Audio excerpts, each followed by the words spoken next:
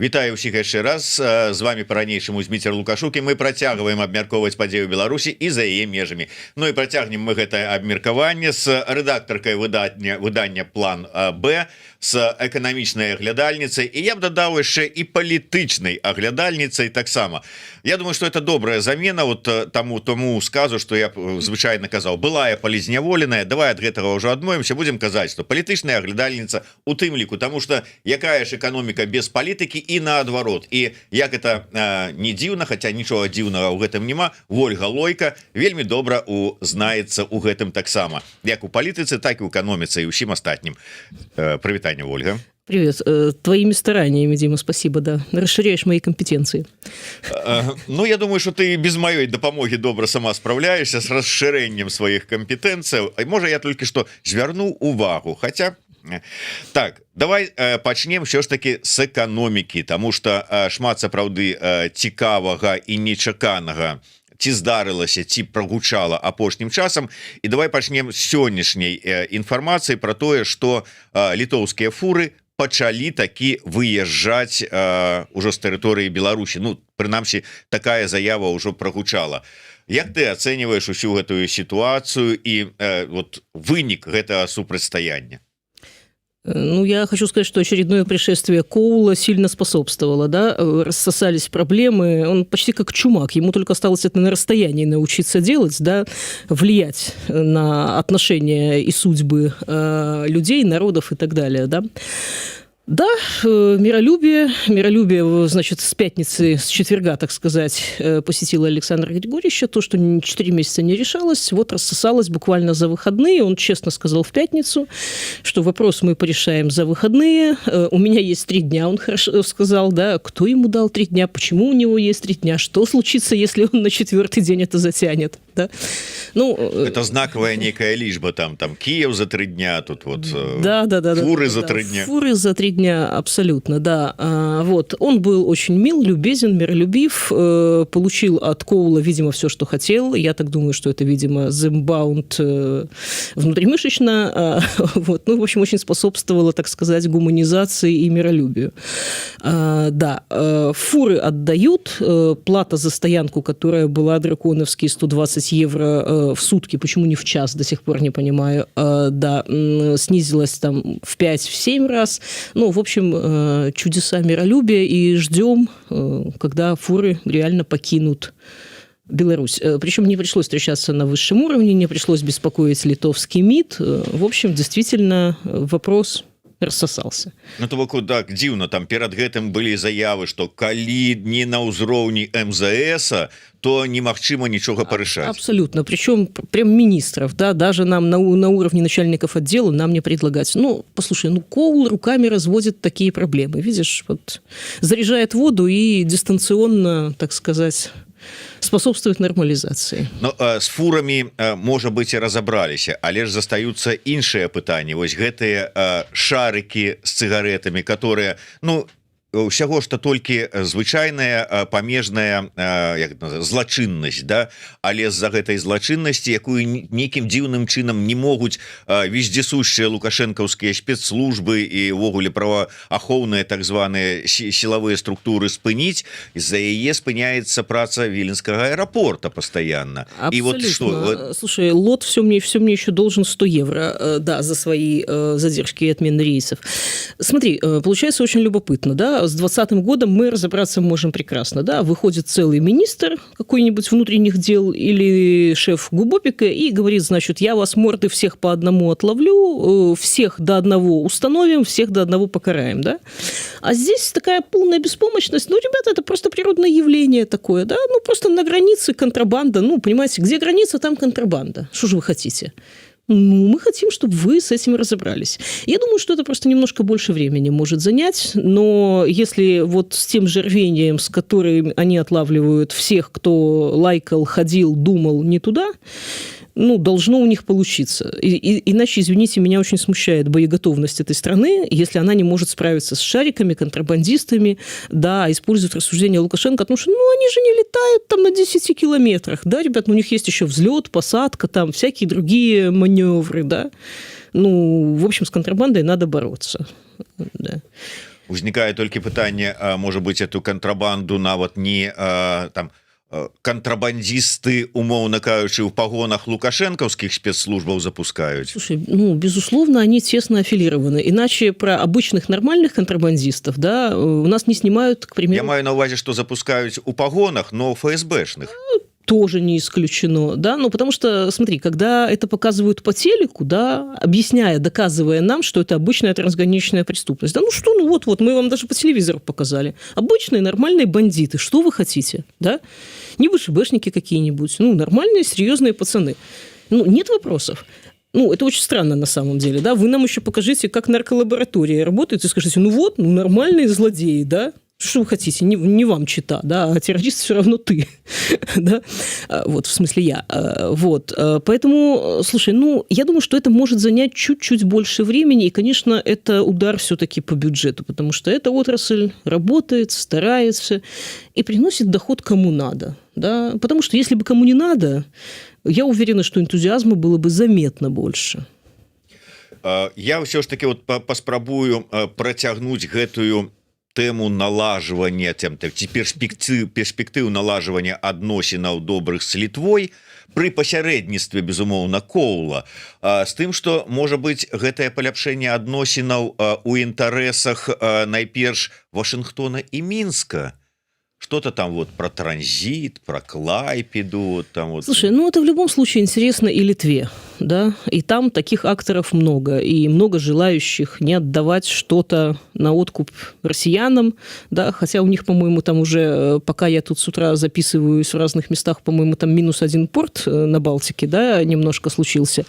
Бывает же такое несчастье. Откуда прилетело? Да, ну, в Литве тоже есть явно такой интерес. Понятно, что вопросы безопасности – это номер один. В ущерб им никто не будет ни транзитом калия заниматься, ни какими другими транзитами, перевозками и так далее. Но, ну, естественно, что эти отношения нужны, и экономика Литве тоже нужна, ну, и немножко военные американские Литве нужны. Точек интереса, точек для обсуждения много, да. Но, знаешь, вот очень не хочется, чтобы такие беседы начинались с того, что, да, с киднеппинга, да, мы ваших фур взяли в заложники, давайте быстро нам министра иностранных дел. Ребята, так можно взять и министра иностранных дел в заложники, чтобы, значит, побыстрее пошли переговоры по Клайпеде, да? А вы не пробовали так по любви договариваться, да? Ну, вот просто нормально, да? Премьер-министра не обзывать соседней страны, да, там, не коверкая ее фамилию. Ну, в общем, как-то немножко, чуть-чуть повежливее, да, вы же МИД, вы же там администрация, там, ну, почитайте какие-то вот принятые в приличном обществе формулы, и, возможно, оно прозвучит как-то иначе, свежо для Литвы, и она действительно поверит, что вы, может быть, хотели бы, да. Ну, хотя, конечно, на фоне соучастия в войне верить в это очень сложно на самом деле. Ну, для того, каб рыторыку змяніць, трэба, па-першае, каб МЗС беларускі ўсё ж таки арыентаваўся на нармальныя традыцыі дыпламатыі, а не на сваіх калег з Москвы. Да. С одного боку. С другого боку, коверкать фамилии, ну, тут же вон есть у их, который выше Бога, он же как бы прозвище Латушки не может спокойно вымовить. Слушай, ну, я с Автаза, даже у нас там так было не принято, да, ну, есть какие-то вещи, там, имя, фамилия, это, с этого ржать как-то даже не по-пацански, вот, а тут еще и фамилии женщин, ну... В общем, плохо получилось. Добра, давай все ж таки вот працягнем гэтую тэму калійных угнаенняў, якія могуць все ж таки транзітам праз Літву даехаць да Клайпеды, але перад гэтым яны павінны быць все ж таки стаць нейкім чынам амерыканскімі яшчэ на тэрыторыі Беларусі. Слушай, ну это же не обязательно на самом деле, да, ну вот российские грузы могут идти транзитом через Евросоюз, российские удобрения могут идти транзитом через Евросоюз, их нельзя там продавать, какие-то можно. И на 1,5 миллиарда евро в прошлом году Россия наторговала с Евросоюзом удобрениями, да? А Беларусь так не может. Поэтому, в общем-то, логично, что эти санкции, они обсуждаются, да, и, ну, почему американские? Есть же все эти генлицензии, есть еще всякие штуки, да. Я не очень понимаю, как они могут стать прям совсем американскими, да. Попытки Лукашенко продать Нежинский ГОК, они, на самом деле, очень забавные, да. Мне нравится вот эта непосредственность Лукашенко, с которой он пытается продать американцам то, что уже было продано китайцам, да. Ну, что, ну, знаешь, как вот, иногда, представляешь, ты думаешь, вот ты текст там написал кому-то, продал, А представляешь, как было бы здорово, если бы его же еще раз, да, ну, и есть такие попытки. И дороже. Да. И это типа уже не он, да, мы тут немножко его, значит, подрихтовали, и сейчас это уже совершенно другой проект, да. Проект... Чакай, ну калі вот паглядзець, паслухаць гэтага, хто там быў, эканаміст, который выступаў учора заўчора на БТ і тлумачыў, что вот, да, вот мы ж там, дакладней, беларуская дзяржава, ну, узяла на сябе адказнасць, таму что астаўся бесхозны актыў такі. Слушай, ну да, взяла то, что плохо лежит, да. Я не уверена, что готовы американцы покупать то, что... ну, де-факто уже один раз продано китайцам, да, то есть по договоренностям изначальным на 20 лет почти весь продукт, ну, фактически весь продукт Славкалия должен был идти на Китай, да. Под это Китай дал кредит около миллиарда, да. Почти весь он был выбран, проект был практически реализован почти до конца, его там должны были в 2020-2021 году уже вводить, да. Китайцы в этом тоже вложили деньги.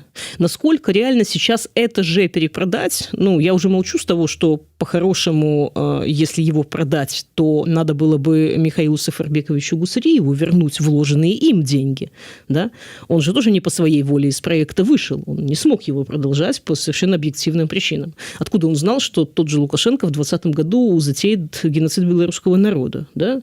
Он вроде тоже жертва. Ну, не для Лукашенко. Естественно, Лукашенко считает явно, что он ему ничего не должен. Но американцам-то зачем актив, у которого есть конфликт с Китаем фактически, потому что, ну, Китаю надо платить деньги за вложенные ресурсы. И есть потенциальный конфликт со вторым собственником, с Гуцериевым, да, с которого санкции с большой вероятностью все-таки снимут, потому что это было основным основанием для санкций. А Евросоюз очень четко по последним кейсам заявил, что, ребят, нельзя без конца продлевать санкции по одним и тем же основаниям. Да? Если это основание утрачено, ищите новые основания, а то, что он кошелек Лукашенко и строит ему калийный комбинат, это уже не основание, потому что это уже не его калийный комбинат, он его не строит, и даже совсем наоборот. Да? И зачем американцам на этом фоне вот влезать в такой проблемный актив и платить за него 3 миллиарда? Ну, собственно, мы от американцев пока не слышали таких желаний прям купить этот проект. Да, это Лукашенко говорил уже, наверное, 3-й или 4-й раз, что, ну, конечно, мы бы продали. Вот, то есть мы уже поняли, что ему очень хочется этот проект продать. Да? По слухам, он и БНБК не прочь бы кому-нибудь продать. Да? Слухай, так, а чаму няма рэакцыі з кітайскага боку, калі ты, вот як ты кажаш, што фактычна належыць это вот нежаскі камбінат Китаю, калі Лукашенко заявляе, мы ему продадим, чаму, умоўна кажучы, там китайский амбассадор ноту протеста не накіруе в администрацию? Ну, слушай, обязательно. Это же можно договориться. Если американцы купят и рассчитаются по долгам, допустим, с Китаем, ну, почему нет, собственно? Может, Китаю тоже проще получить, извините, хотя бы что-то, да, зафиксировать убытки и уже уйти с тем, с чем удалось уйти, а не полностью потерять все вложенные деньги и остаться, извините, без ничего и с минус 800 миллионов. Да? С чего вдруг, собственно? Вот, поэтому Лукашенко желание понятно абсолютно, но с Китаем вот то, что это будет покупка, я прям сомневаюсь. Як твой калега Махоўскі у нас тут в эфиры казаў, ўсё это выглядае на тое, что вот я кажу, что, умоўна кажучы, Лойка купіць у мяне вот эту штуку, да. А Лойка яшчэ нават і не ведае. Осталось с Рокфеллером договориться. Да, с одного, с другого боку, вот так тут пишуць у нас у каментары, так можа быть, Трампу будзе прикольно, тому что ён змог адарваць у китайцаў такі лакамы кавалак. Это палітычна, ён же ж там хоча ўсё неяк там китайцам на хвост солі насыпаць, а тут на табе, ён покажет, вот документ подписанный там Лукашенком, те там кем Турчиным, что мы купили, все, ничего не знаем никаких китайцев. Слушай, ну да, можно это считать покупкой краденого, можно это считать, значит, схемками или деревенской смекалкой. Ну, выглядит это так себе. С китайцами договоренность, я не знаю, как она оформлена, ее аннулирование, да, есть ли там развод или есть какая-то заморозка. Поэтому я не думаю, что американцы будут так по-мелкому ссориться с Китаем, да. Ну, странно было бы, если бы конфликт между США и Китаем, значит, разгорелся именно из-за очень небольшой суммы в масштабах двух сверхдержав. Вот. Поэтому давайте подождем хоть какого-то интереса американцев, потому что пока Коул, как ас дипломатии, значит, всему кивает, всему улыбается, но внятно об этом точно он не говорил пока. Поэтому, в общем-то, желание Лукашенко получить 3 миллиарда очень понятно, объяснимо, и прям вот в моменте прям чувствуется, насколько это для него важно, да, но пока живых денег, живых миллиардов, я не думаю, что ему кто-то принесет. А вот то, что договоренности на продажу могут быть, да, могут быть. Ну, тем более реально, что по Нежинскому ГОКу речь была о том, что все это идет на Китай. А у нас же есть еще один калийный комбинат, и можно эту продукцию вести, в том числе... Славкалий? Нет, я про Беларусь калий. Я про Беларусь калий, который не обременен такими обязательствами. Да, вот Лукашенко вспоминал премиальный американский рынок. Ну, премиальный, на самом деле, для Беларуси всегда был европейский рынок все-таки. Да, с нежностью контракт с Ярой вспоминали, по-моему, все всегда, потому что это норвежский крупный покупатель был, вот, прекрасно смешанные удобрения делали. И все было чудесно годами, пока не начались претензии по профсоюзной линии в 2020 году. Вот, поэтому я бы пока эти все его мечты, фантазии и попытки Грица, значит, весь блок отмененных санкций свести к тому, что это вот под калий все сделано, ну, такое. Ну, допустим, кредит по Славкалию обслуживал Беларусь калий, Беларусьбанк, а не Белинвестбанк, с которого снимают санкции. Ну, в общем, пока я таких прям симптомов не вижу. Что этот прям ГОК плохо лежит, и, значит, американцы готовы его подобрать. Ну, будем сачыць, тому что ўсё ж таки не толькі Грыц, але і Ігор Тышкевич таксама перакананы, что цікавасць все ж таки там пэўная у американского боку ёсць. Может. Но, слушай, будет дисконт за то, что это проблемное предприятие, у которого есть несколько сторон вовлеченных, заинтересованных, вложивших большие деньги и потерявших эти деньги. Поэтому насчет миллиардов, посмотрим. Давай звернемся да важной тэмы того, что атрымалася по выніку чарговага сустрэчы Коула и Лукашенко. Тут два аспекта, безумоўна, один это звязаны с вызваленнем людей, другі са зняццём санкцый, то бок эканамічна, умоўна кажучы. Давай с эканамічнага пачнем, тому что были знятыя санкции с банка, с міністэрства фінансаў, вот. І з гэтай нагоды шмат асабліва было увагі нададзена менавіта банкаўскім санкцыям, дакладней аднаму банку, Белинвестбанку. І як Вольга ставіцца да зняцця санкцый з ваеннага банку Белинвест? Адныя кажуць, што нічога не адбылося, а Белпол вось наадварот кажа, што гэта цяпер паспрыяе пашырэнню працы на войну. Слушай, я бы не демонизировала Лукашенко, да, то есть получается, что если мы верим, что вот Белинвест это военный банк, а все остальные банки мирные, и сняли санкции с военного банка, то Лукашенко всех перехитрил, да, вот как он так хитро сделал, что сняли именно с него. На самом деле, через Беларусь банк финансируется наверняка больше госпредприятий, работающих на войну, проектов, работающих на войну и так далее. Да, через Белинвест есть проекты, которые финансируются, Белпол о них писал, да, но это же справедливо для любого другого банка. Да? Это просто государственный банк. Фактически, что собственник решает, тот банк и финансирует. Поэтому я думаю, что если этот вопрос настолько принципиален будет, то это, возможно, даже оговаривалось в каком-то виде, как и над чем сможет работать этот банк. Вот. Я не демонизировала бы тут. Договорились, что с одного банка снимут. Да? Сняли с Белинвеста. Есть банки больше. Есть Белагро, есть Беларусьбанк. Они более завязаны под финансирование промышленности и так далее. Вот. Поэтому прям банк войны на фоне остальных банков мира, нет. Да. Все белорусские государственные банки – это банки войны. В той или иной степени, в довольно значительной степени. И если договорились, Так, а ёсць разуменне, чаму ўсё ж таки тады гэтыя банки, Белинвестбанк, банк развіцця, вот што яны амерыканцам? Слушай, я думаю, что это белорусской стороне было удобно, чтобы какие-то платежи просто легче проходили, чтобы можно было там тот же экспорт на свою третью дугу. Это должен быть не очень маленький банк, чтобы реально иметь возможность работать и проводить платежи по большому числу стран и так далее. Но опять, тут надо еще смотреть, насколько европейские санкции позволят это все делать. Вот. Поэтому... Ну да, смешные были шутки по поводу того, что я вот впервые увидев Малишевского посчитал, да, что сейчас придется, видимо, платить по долгам, потому что якобы мы же из-за санкций не могли платить по долгам. Но, на самом деле, по долгам мы не могли платить, потому что так за решил... евробонды, мається. В том числе, да. По долгам мы не могли платить, потому что так решил Лукашенко, да. Вот Всемирному банку Россия платит, да, а Беларусь не платит, потому что Лукашенко сказал, что кто им заплатит, тех гадов, значит, в тюрьму посажу и сгною, да, потому что они ушли с наших проектов, а это большие инфраструктурные, очень дорогостоящие проекты, поэтому мы им платить не будем. Да? Это плохая идея, потому что Всемирный банк дает многим разным странам большие суммы на проекты, которые сложно найти деньги где-то в других местах. Поэтому обычно даже под санкциями, даже под критикой, даже там свергая режим и так далее, со Всемирным банком стараются рассчитываться. Потому что вам придется потом строить дорогу, мост или еще что-нибудь, вакцину какую-нибудь покупать.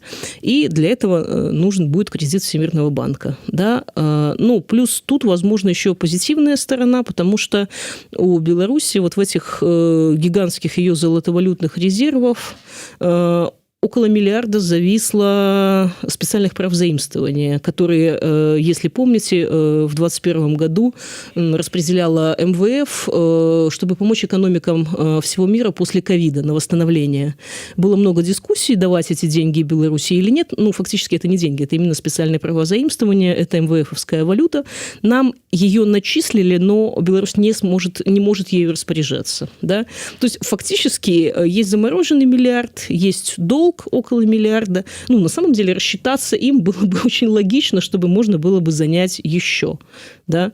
А несмотря на диктатуру и так далее, кредит на мост или на дорогу Всемирный банк вполне мог бы дать. Ну, по крайней мере, об этом можно разговаривать. Если ты президент в этой стране чуть больше, чем на 3 дня, то, конечно, имеет смысл с международными организациями поддерживать более или менее конструктивные отношения. Этот долг все равно придется погасить. Да?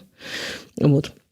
Поэтому сейчас хороший момент, так сказать, отыграть назад вот, и не настаивать на том, что там, категорически я запрещаю им платить. Это буквально его цитата, это, по-моему, июнь 2022 года. Да?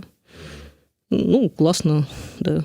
Ну тут как бы не толькі трэба быць разуменне там прэзідэнт на 3 дня, але што для цябе важней у гэтай сітуацыі там как бы адкінуць усіх, хто можа хоць нейкім чынам ствараць там уяўленне пагрозы, ці ўсё ж таки браць і працаваць. Слушайте, ну, с этими ощущениями угрозы надо немножко как-то работать по медицинской линии, да, вот насколько велик прогресс Штатов вот по этим препаратам от диабета и снижающим вес, да, ну, так вот по антидепрессантам и вот другим препаратам тоже неплохо фарма продвинулась. Если вы всех во всем подозреваете, да, с этим можно бороться медикаментозно. Да, и если хорошо подобрать терапию, вы перестанете подозревать всех белорусов в том, что они вам, значит, хотят устроить 20-й год. Да? Конечно, конечно. Он левой или правой цицкой, я уже не памятаю, скормил айтишечку. А что она ему в 20-м году устроила? А? Импичмент. Вот. Слушай, а ты говоришь таблеточки. Слушай, ну, социология, она такая штука, понимаешь, но он был неизбирабельным в 2020 году. Ему предлагали, на самом деле, еще в 19-м выдвигать преемника. И все было бы очень хорошо. Вот прошли бы без сучка, без задоринки, серьезно. И Бабарика бы сейчас работал в своем банке и собирал свою коллекцию, и все было бы очень хорошо. И Светлана Георгиевна, небось, где-нибудь там на кухне с удовольствием, да, вышивала крестиком. И просто идиллия, да, но он сам виноват. Ну, пересидел, так бывает. Слухай, я пропустил гэтую фразу. Ну, вожык звычайна хлусіць не будзе. Ці сапраўды, і калі гэта прагучала, то пра што это сведчыць? Лукашенко на нарадзе кажа: Дональду 2 гады засталося, давайте хутчэй працаваць. Гэта што? Ён сапраўды лічыць, што поймаў чорта за бараду? Не, я пра іншае. Ён сапраўды, вот как бы прыспешивая вот этыя процессы. Чаму? Вот что он хочет поспеть? Что его там Слушай, более... Дональду действительно до конца срока 2 года. Я так понимаю, Джон Коул тоже не молодой человек, и, наверное, хотел бы на пенсию и летать куда-нибудь не в Минск, а куда-нибудь на Барбадос и жить свою нормальную жизнь, да. Ну и у Лукашенко уже появляются мысли о вечном, да, наверное. Поэтому, конечно, столько усилий хотелось бы получить дивиденды до того, как все закончится, да. Ну, это реально все немолодые люди, всяко бывает. Поэтому очень хотелось бы ему, конечно... Ну, знаешь, мне кажется, ему надо немножко четче сформулировать свои хотения, да, потому что вот это его ожидание того, что это будет big deal, да, послушай, бери, что есть, вот, фиксируй там прибыль минимальную хотя бы, да, потому что это будет сказка, извините, рыбаки и рыбки, да, вот, потому что очень хочется еще чуть-чуть побольше, да. Вот, поэтому, слушай, тут, ну, то, что он хочет быстрее, это факт. Он понимает, что... Але что хоча бы хутчэй? Вот ты разабралася ў тым, что гэта за big deal? Вот, ну, і прычым, я так разумею, ён по-рознаму выглядае з розных бакоў, з Мінска і з Вашингтона. Абсолютно. Ну, але... Оптика абсолютно разная, да. Вашингтон хочет то, что он озвучил четко и внятно, всех политзаключенных, плюс нормализацию отношений. Да? Я не знаю, в каком виде на кону участие, неучастие в войне, насколько это критично. Может, Трамп собирается закончить это своими силами, не знаю. Я не очень понимаю, там у них дух Анкориджа периодически там витает где-то в воздухе. В общем, как бы его отношения с Путиным немножко сложные. Да? Но даже если он договаривается с Путиным, кейс Лукашенко отдельный, и Лукашенко очень хочет, чтобы его кейс был отдельным. Потому что идти придатком с Путиным ему, ей-богу, не с руки, потому что его вот-вот Москва съест на самом деле. И если бы она хотела, то, ну, знаешь, Минск за 3 дня было бы, наверное, не так сложно. Да? Ну, тут мы все понимаем, что никакая боеготовность, никакие подтягивания и бег с флагом, значит, всей армии во главе с Хрениным, они сильно не убеждают. Да? Вот, поэтому big deal, да, ну, калий там однозначно есть, вот прям его хотелось бы, вот, я думаю, что речь идет о том, что ему нужен нормальный транзит, да, вот на фоне сегодняшних событий в крупнейшем российском порту на Балтике, да, под Питером, ну, он понимает, что он может остаться без логистики вообще, и тогда все его миллионы тонн, ну, это просто ничего, это пыль. Вот. А это ключевой экспортный продукт. Да? И очень хотелось бы, чтобы он плыл и в Южную Америку, где белорусские позиции были сильнейшие, и в Индонезию, в Индию. Ну, в общем, направлений много, тем много. И да, можно договориться с Россией, но все равно экономика будет не та. А Лукашенко сейчас не в том положении, чтобы там сказать, к черту подробности, да, переплачу. Да, за логистику, за доставку, за перегрузку, ну, так не получается. Так не сложится. Тем более, что цены на калийном рынке сейчас не такие высокие. Вот. Те времена, когда было по 1000, можно забыть. Ну да, дальше я хотел бы зрабіць невялічкую аб'яву. У нас у опісанні да гэтага стрыма ёсць спасылачка на збор, які ладзіць Байсол на карысць палітвязняў, якія выйшлі на волю по выніку апошняга вось раунду перамоваў паміж Коулам і Лукашэнкам. 250 чалавек. Калі ласка, калі у вас ёсць такая магчымасць, то заходзьце і далучайцеся. Ну і яшчэ тут безумоўна вы бачылі ўсе, што ўжо па ўсім свеце пачынаюцца святкаванні дня волі. Першыя былі ўжо у 21 числа сакавіка, і будзе гэты тыдзень, будзе фактычна тыднем дня волі. Будуць святкавацца больш за 40 краінаў свету, больш за 100 гарадоў. Так што, калі ласка, далучайцеся, гэта ўсё ж таки наша нацыянальнае свята. Ну а хто недалёка ад Лондона альбо Эдинбурга, то запрашаю вас на сустрэчы і святкаванні с маім удзелам. Лондон 28 сакавіка, Эдинбург 29. Я хацеў бы вот трошечку яшчэ такую эканамічную тэму на завяршэнне, потым мы палітычную яшчэ закранем коротко. Памятаеш, мы с тобой на мінулы раз як сустракаліся, закранули вось гэтую тэму, звязаную с іранскай вайной в Иране, колькі там ўсё ж таки с этой крызіс с нафтай, і гаварылі про тое, что ну Лукашенко жа вот зараз як заўсёды здолее на гэтай сітуацыі зарабіць, і ты, спасылаючыся і на словы Лукашенко, і на свой анализ, сказала не заробіць. А ёсць сітуацыя зараз іншая. Армузскі праліў, по якім вельмі вялікая колькасць тых же самых калійных угнаенняў перавозілася, транспартавалася. На дадзены момант ён перакрыты, і ўжо ідуць размовы про тое, што калі яго бліжэйшым часам не адкрыюць і калійка па ім не пойдзе, то гэта скажется і на кошце прадуктовых тавараў, і на уражаі, і ўсё, карацей кажучы, голад чакаюць. Ну на гэтым-то хоть заробіць Лукашенко.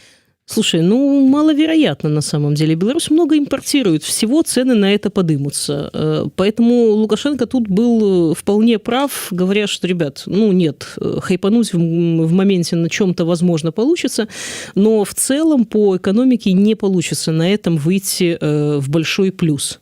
Да? Ну, и опять вопрос, как ты это повезешь. Да, это тоже и цены фрахта, и все подымется, и, в общем, экономика этого поплывет, а она и так неустойчива. Тем более, послушай, ты не веришь Трампу, он тут дал 2 дня на то, что значит освободить пролив от всяких бандитов. Ну, и он же, по его словах, Иран уже перемог в этой войне, все.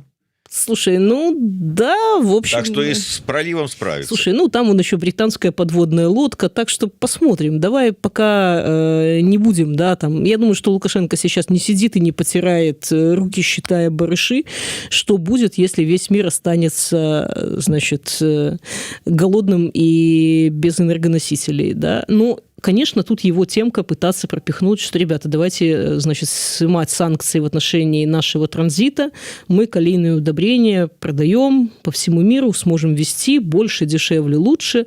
Русские могут, ну почему не можем мы, да, мы соучастники, но мы же не главные зачинщики, да, давайте уже нас, ну, не наказывать больше, чем Москву. Вот, я думаю, что он такой будет очень конструктивный, да, он прям с четверга сильно конструктивный стал. Давай про гэты канструктывізм у палітычным накірунку, дакладней з вот вызвалення палітвязняў. 250 чалавек. Гэта, безумоўна, больш, чым усе папярэднія, і такое панарастаючы нібыта працэс ідзе. У той же самы час мы бачым ізноўку, што вельмі шмат тых, каму заставалася выходзіць ужо там праз невялікі час, непрацяглы час, альбо тых, хто ўвогуле знаходзіўся на хіміі, безумоўна, кожны дзень там гэта пакуты, і раней выйшаў, дзякуй Богу.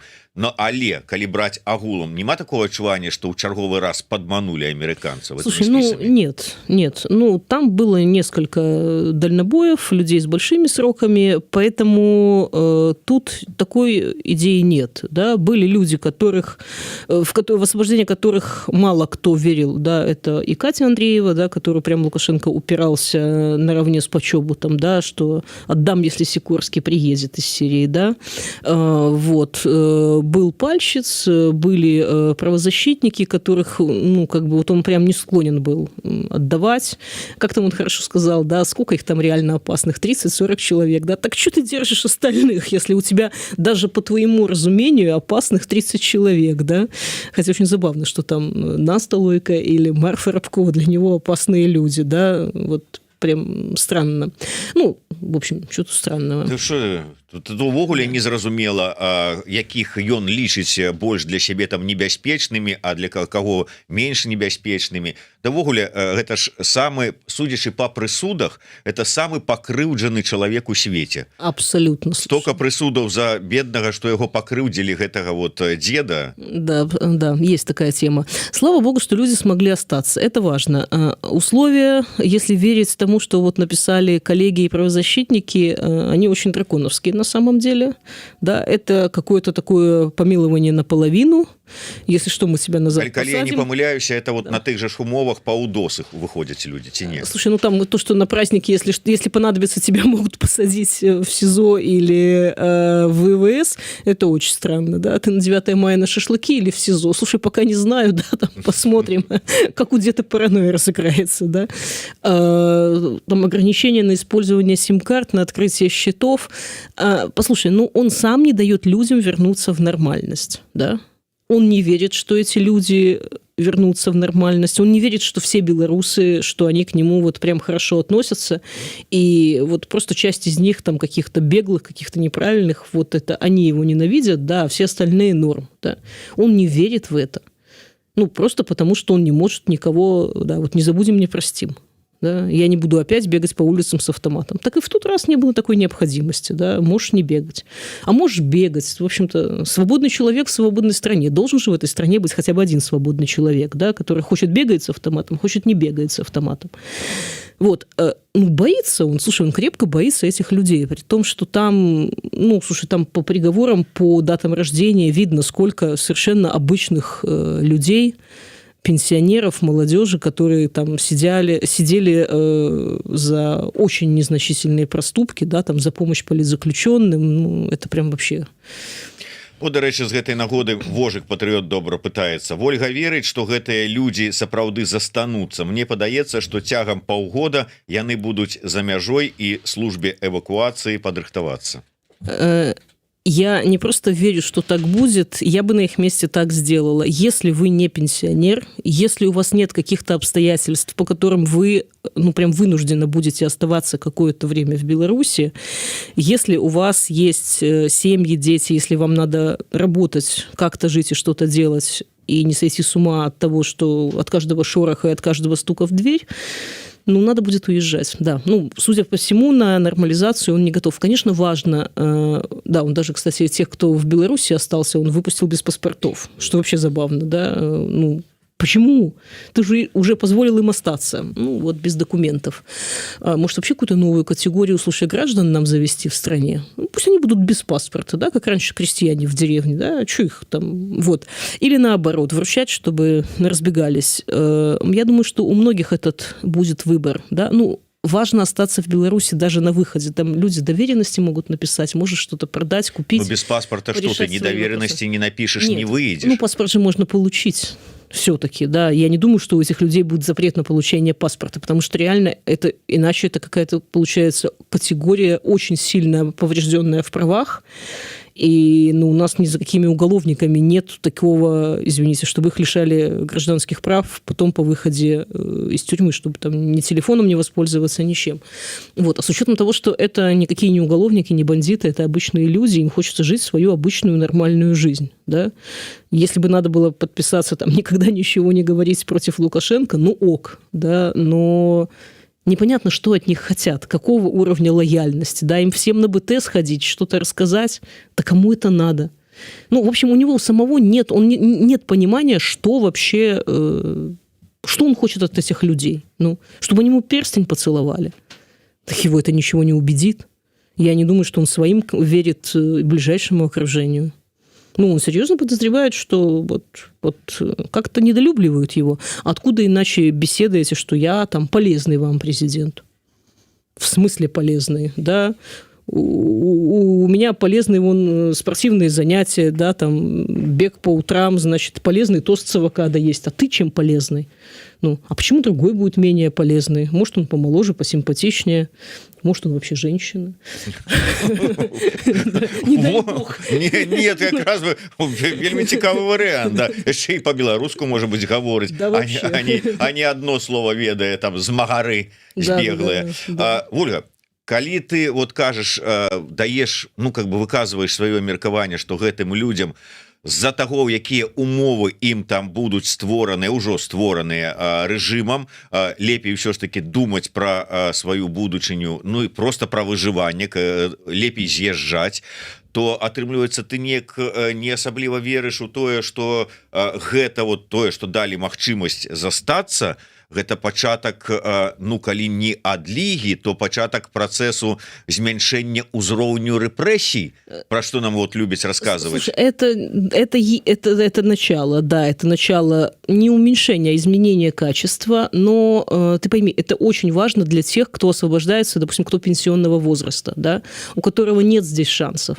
Но если это относительно молодой человек, если ему еще учить детей, если ему нормально работать, а в Беларуси право на работу ему фактически не дадут, да, многие жалуются, что не могут устроиться, что они оказываются в черных списках, что их не берут ни по профессии, ни по смежным профессиям, да, ну тогда вот для них, наверное, это будет более рациональным вариантом.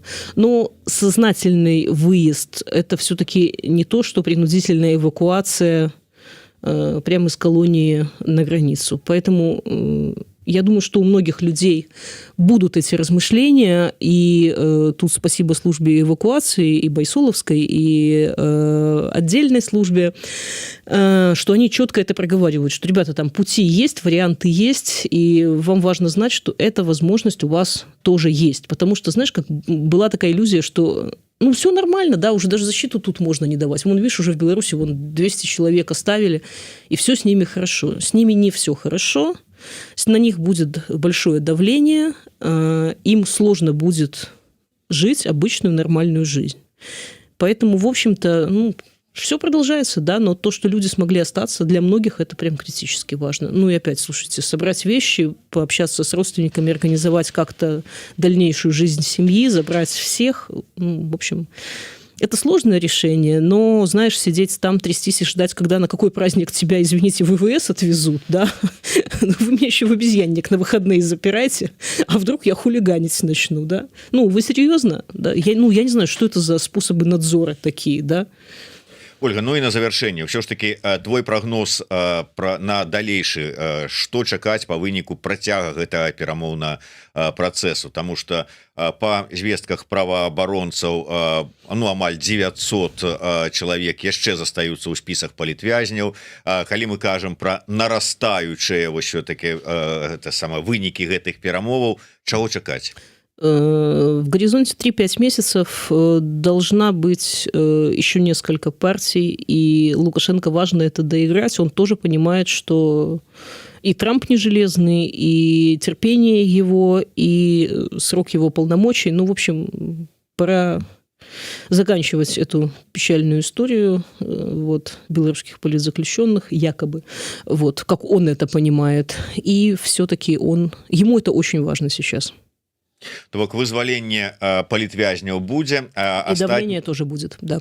Остатние процессы как бы будут потиху. Да. Поэтому опять, если вы сейчас ждете, что сейчас вот кого-то отпустили, я поеду в Беларусь, ну, я думаю, что сейчас еще очень сильно рано так делать, да.